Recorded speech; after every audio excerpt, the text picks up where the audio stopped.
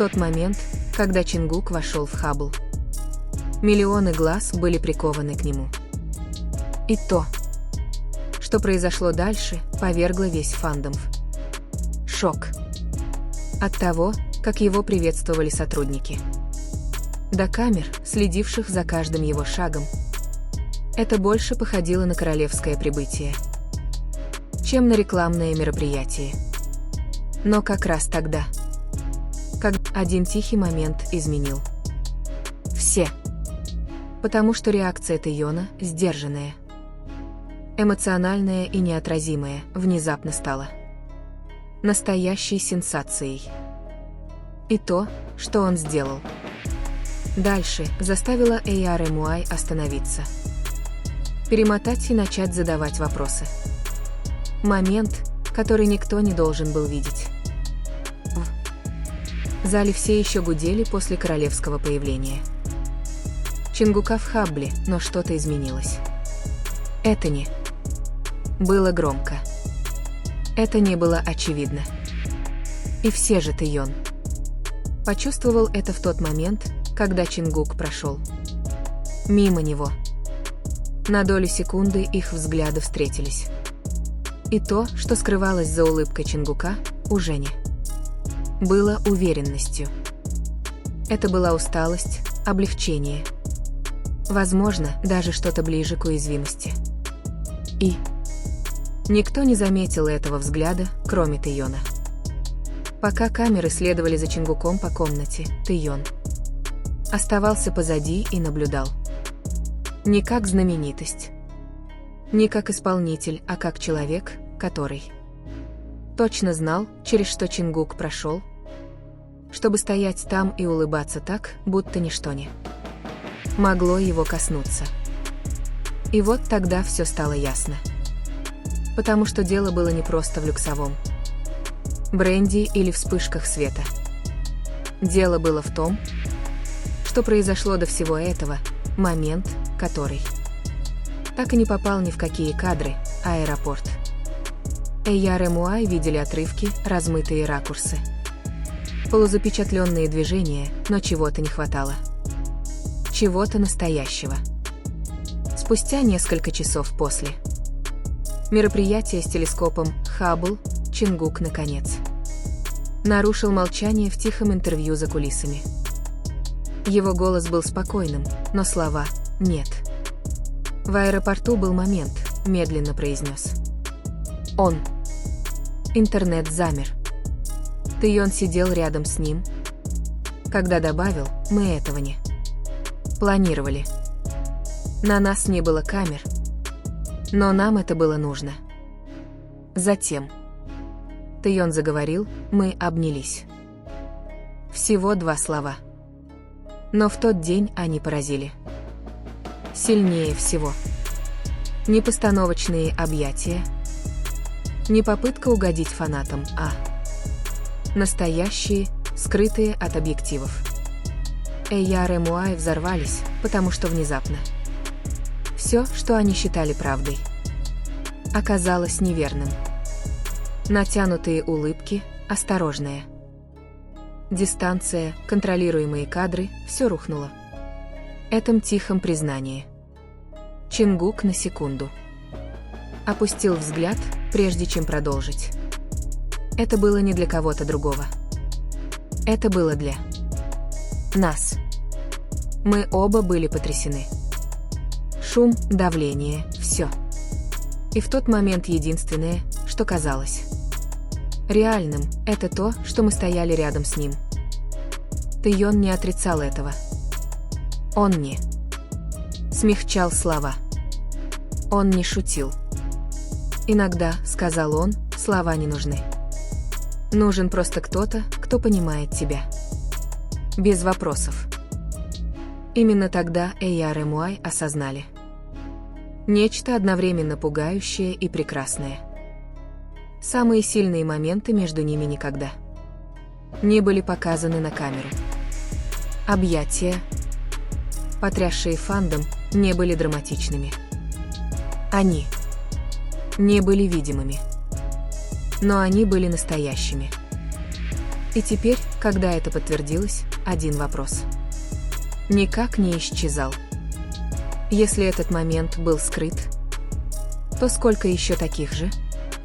Потому что, когда Тэйон и Чингук сидели рядом, внешне спокойные, но внутренне непостижимые, стало ясно, что история, которую все считали известной, только начиналась. И то, о чем они еще не говорили, было важнее всего, что они уже рассказали. То, что не запечатлели камеры, признание, изменило все.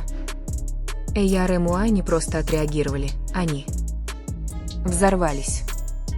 Ленты новостей заполонили замедленные кадры из аэропорта, увеличенные фрагменты, дрожащие скриншоты. Люди искали тени, отражение, все, что могло бы доказать, где стояли Тэйон и Чингук в тот недостающий момент. Но правда была жестокой. Найти было нечего, потому что все, что произошло между ними, было скрыто за телами, за шумом, за хаосом. Момент настолько реальный, что ускользнул от каждого объектива. За кулисами атмосфера изменилась. Персонал стал ходить тише. Телефоны внезапно стали опускать. Казалось, все почувствовали, что что-то хрупкое только что оказалось в эпицентре бури. Чингук некоторое время сидел один, просматривая реакции. Он не улыбался, не потому, что сожалел о сказанном, а потому, что знал, что это значит. Сказав правду, уже не вернуть. Тэйон молча вошел и сел рядом с ним. Тишина между ними была тяжелее любого разговора. Они сейчас все это разрушат, тихо сказал Чингук. Тэйон кивнул. Пусть разрушат. Они уже это делают. Снаружи история менялась. Некоторые говорили, что объятие доказывает их неразлучность. Некоторые говорили, что оно показывает, насколько они сломлены давлением. Некоторые говорили, что это означает нечто еще более глубокое, о чем никому нельзя говорить. Никто из них не был полностью неправ. Правда была проще и опаснее. Два человека выбрали друг друга в момент слабости, и мир узнал об этом. Позже той ночью сотрудник слил в прессу всего одну строчку. Тэйон после этого ни на шаг не отходил от Чингука. Этого было достаточно. Заголовки взорвались. Спекуляции стали жестокими, потому что люди перестали просто интересоваться. Они отчаянно хотели знать, почему. Почему Тэйон так отреагировал в Хаббли? Почему голос Чингука дрожал, когда он упомянул об объятиях? Почему ни один из них не выглядел удивленным, когда Эйяр и Муай сошли с ума? И самое главное, почему казалось, что это не первый раз, когда они так прижимаются друг к другу? В тишине их гримерки Чингук наконец снова заговорил. Эти объятия были не из-за аэропорта, сказал он. Тэйон посмотрел на него. Они были обо всем, о чем нам никогда не разрешали говорить вслух. Воздух замер не потому, что это было скандально, а потому, что это было правдой. И где-то в этой тишине Эйяр и Муай тоже это чувствовали. Что бы ни произошло между Тэйоном и Чингуком, это еще не закончилось. Скрывать это становилось все труднее. И следующее, что они раскроют, навсегда изменит то, как люди будут их видеть. Тишина была громче шума. Мир не хотел отпускать Это. С каждой секундой после их. Признание давления удваивалось. СМИ анализировали их слова. Фанаты пересматривали их выражение лиц. Даже самый мимолетный взгляд между Теоном и Чингуком становился доказательством чего-то, что никто не мог полностью объяснить. Но внутри здания царила тишина. Слишком тишина. Тэйон стоял у окна, наблюдая, как огни города сливаются воедино, а Чингук сидел на диване, уставившись в свой телефон, ничего не читая. «Им нужна история», — пробормотал Чингук. «Неправда». Тэйон повернулся. «И если правда не будет соответствовать их ожиданиям, они ее придумают». В этом и заключалась опасность. Не в объятиях, не в признании, а в том, во что люди это превратят. Потому что тот момент в аэропорту был спонтанным. Незапланированным, два человека держались друг за друга, когда все остальное казалось нестабильным. Но теперь это стало чем-то большим, чем-то, что хотел заполучить весь мир. Менеджер тихо постучал и вошел. «Они просят большего, осторожно», — сказал он. Еще одно заявление. Что-то, чтобы успокоить ситуацию. Чингук медленно выдохнул. «Если мы снова заговорим, это ничего не успокоит». Тэйон кивнул. «Это только заставит людей внимательнее прислушиваться». И все же молчания больше не было вариантом. Объятия открыли дверь, которую нельзя было закрыть. Снаружи ARMY уже были на взводе, обновляя ленты новостей, ища не скандал, а что-то настоящее. И где-то там часть их скрытого момента вот-вот должна была выйти наружу. Что-то, что сделает эти объятия незначительными по сравнению с тем, что произойдет дальше. Снаружи слух отказывался утихать. Не имело значения, что никто не подтвердил существование аудиозаписи. Не имело значения, что предполагаемый более длинный ролик так и не появился полностью. Одной лишь мысли было достаточно, чтобы не дать фанатам уснуть. Потому что видео можно было обсуждать. Фотографии можно было анализировать. Но голоса, не обработанные, не фильтрованные голоса, были другими. Если бы мир услышал, что они на самом деле сказали в те секунды после объятий, повествование перестало бы быть спекуляциями. Оно стало бы правдой. Тэйон стоял у двери, скрестив руки, наблюдая, как телефон Чингука снова и снова загорается. Сообщения от сотрудников. Сообщения от друзей. Сообщения от людей, которые вдруг очень забеспокоились. Чингук медленно выдохнул, положив телефон экраном вниз на стол. «Они думают, что аудио все объяснит», — тихо сказал он. «Но это не так. Это только заставит их задавать еще больше вопросов. Потому что объятия не закончились расстоянием. Они не закончились выступлением. Когда они отстранились друг от друга, Чингук не вернулся к своему образу айдола. Он остался рядом, достаточно близко, чтобы услышать Тэйона сквозь хаос, достаточно близко, чтобы почувствовать себя уверенно, достаточно близко, чтобы не сломаться.